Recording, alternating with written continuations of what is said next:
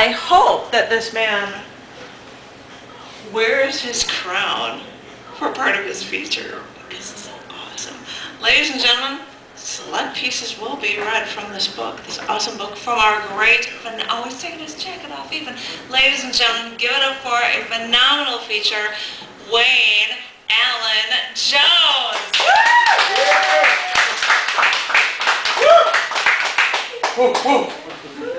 Yes, I am wearing the crown, which I proudly keep on my shelf. Now I'm taking it off. I mean, after all, it's so heavy, the king never wears the crown. So, the gift for the night is everybody has a free copy of, what's the name of this book? Stoneworks. And I'm reading 3 poems from here, so I will tell you the page numbers as we go. And I guess the idea of what's going on here is I'm going to read 3 things from the first book, which are kind of like the shorter ones, thank you, and the kind of the earlier ones. And then I'm going to read the most recent things. So we'll start on page 3. Oh, and flip through the book and make sure that the pages are in the correct order. One of the things that I discovered after I'd already paid for this whole printing was that there was a significant number of them in which the printer misbound the signatures. And that when the pages are like out of order. I don't know how that happened. They must have like turned one page around in the middle of it or something, and then when they chopped it up and folded it up, the pages ended up all scattered around all over. There's paper that reflects black light. Yes, there is some that does and some that don't. Isn't that odd? Yeah, I was wondering. Is that what? I mean, like, Yeah, I was wondering. hello, Wow. the guy was in the middle of Drug the. thing. He was in the middle of the woods in Maine, for Christ's sake. Here's a point. And it was cheap.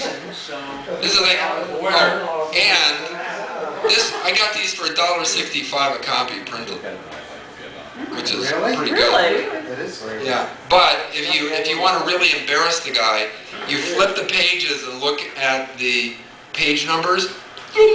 It's like the flight of the bumblebee. And you look at all of the things over here done by my local printer in Chicago. They are rock solid registered. The numbers do not flinch even the slightest. They are brilliantly printed. And expensively so. Thank you very much. There's one book there by the guy that I'm using in Saline, Michigan, Jim Kopic's most recent book. Did I announce that? no, You just did. I saw you it. kept it to yourself. Jim Kopic has a new book called The Reliquary, which has a play in the middle of it, which has been produced in Iowa recently, about the day Allen Ginsberg died. And it's got multiple characters, and it's very interesting. That's that John McClane, that Bob McClane song, isn't it? Oh, I'm no good with illusions. Okay, page 3. Neither is Matt. Find the bloom. And this is not a reference to James Joyce. it says here, find the blossom. Okay, find the blossom. That's why I took my glasses off, all right? So I can see the page. Well, now he gave us the book. Yeah, hey. It made a better joke when it was bloom. Anyway, find the blossom. Rewrite yours. Part 1. This is based on a story that, oh, the footnote tells you that. Ah, this is a book with footnotes. Gee, I wonder if I was an academic. On page 69, thank you very much, Yep. the end notes, part 1, find the blossom, based loosely on a story of Rikyu and Taiko, retold in the Book of Tea, not italicized, oops, by Okakura Kakuzo, pages 106 and 107, published by Charles E. Tuttle Company, Rutland, Vermont, in 1956. All right. This is based on a true story. Says here the poet no longer writes, he reads footnotes. Who calls writing doing footnotes? Part 1. The poet no longer writes. He has raised within his walls a plot of white chrysanthemums. Their perfection is well known. The aesthete emperor came to tea to learn the knack, take back the secret of the poet's bloom, fill rooms with blossoms so pure they would stop the court's breath. The poet prepared, laid waste to the garden, save one, without flaw, for the ritual tea. A simple vase off-center, to one side of the parchment, no corner square, the tea bowls black. All lines point to the flower. 2.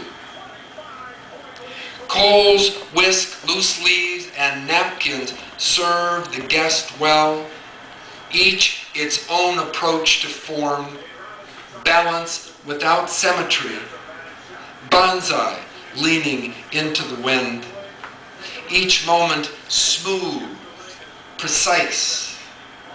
The empty bowls return to the mat. The poet takes the flower from the vase, lays petals and stem upon the grate. They steam, burn to ash.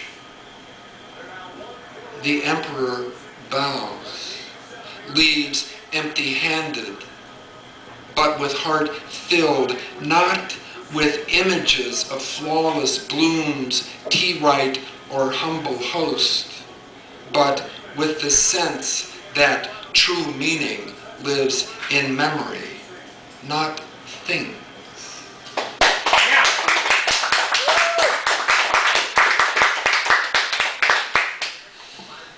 Page 40, a very early poem, at least a rewritten version of something I guess I did when I was an undergraduate. Substitute carrier. The smell of early bacon awakens my hunger as I slip papers behind the storms of house after house. I pedal along hoping not to skip someone whose dander might fall on the regular paper boy. Black dogs loose at night slink home. Newsprint crackles in the brittle air. As the day breaks, my fingers grow black from headline news, and the sky turns pale yellow.